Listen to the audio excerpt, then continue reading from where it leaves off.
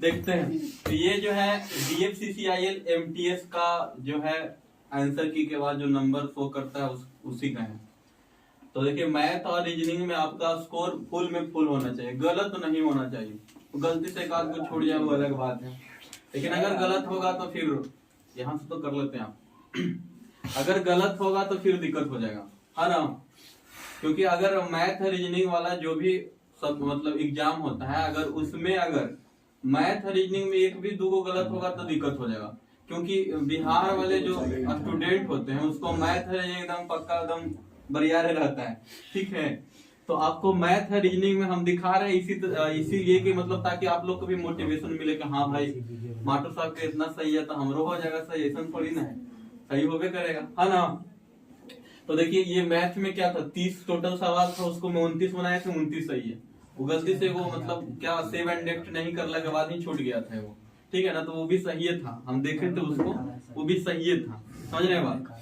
और रीजनिंग में 30 में 30, रीजनिंग अगर रीजनिंग पढ़े हैं तो 30 में 30 होना चाहिए। इसमें कोई ये नहीं होना चाहिए कि अब नहीं बना, इतना प्रैक्टिस कर लीजिए कि मतलब बनना ही बनना है, काहे नहीं बनेगा, ठीक है।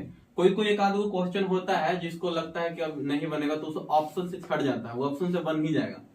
अब प्रैक्टिस आपको जिस तरीके से हम करवा रहे हैं अभी क्लास में देख ही रहेंगे, एक दिन मैथ एक दिन रीजनिंग, एक दिन मैथ एक दिन रीजनिंग, अगर उसको खाली करते रहिएगा तो मैथ रीजनिंग में दिक्कत नहीं होगा। लेकिन हाँ उसको बनाइएगा तब जाके फिर से बनाना पड़ेगा, फिर से जब हम सोल्व करते हैं तो उसको लिखना पड़ेगा, जो जो मतलब अलग तरीके का है उसका नोट्स बनाना पड़ेगा, अलग तरीके का जो उसमें से है मैथ रीजनिंग भी अलग तरीके का होगा, उसको नोट्स आप लोग बना लीजिएगा तब भी होगा। तो ये पिछला 4 एग्जाम के हम बात बता रहे हैं, जैसे हो गया आपका NTPC ग्रेजुएट लेवल, ALP हो गया, NTPC अंडर ग्रेजुएट हो गया, ठीक है, और DFCCIL MTS हो गया। इस सब में मतलब गलती नहीं है।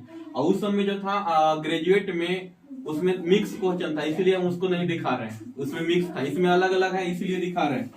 ये है DFCCIL MTS वाला, जिसको मैं देखिए मैथ 29 सही है और रीजनिंग कितना है 30 में 30 सही है।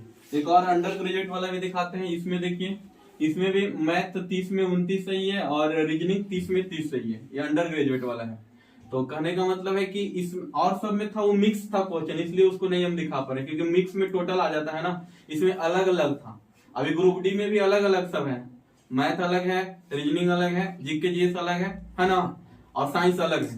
तो सब अलग अलग है, उसी में हम दिखा सकते हैं, बाकी सब में तो एक ही साथ सबको कर देता है, मतलब इतना सही इतना गलत। तो मैथ रीजनिंग पर आपको फोकस करना है, तो आपको इस तरीके से करना पड़ेगा कि गलत ना हो, और एक भी गलत हो गया तो आप रिजल्ट से बाहर भी हो सकते हैं, ठीक है, मतलब मेरिट से बाहर। बाकी जीके जीएस तो इतना मतलब है कि उसमें कितनों पढ़ लीजिएगा तो कुछ ना कुछ गलत होना ही होना है।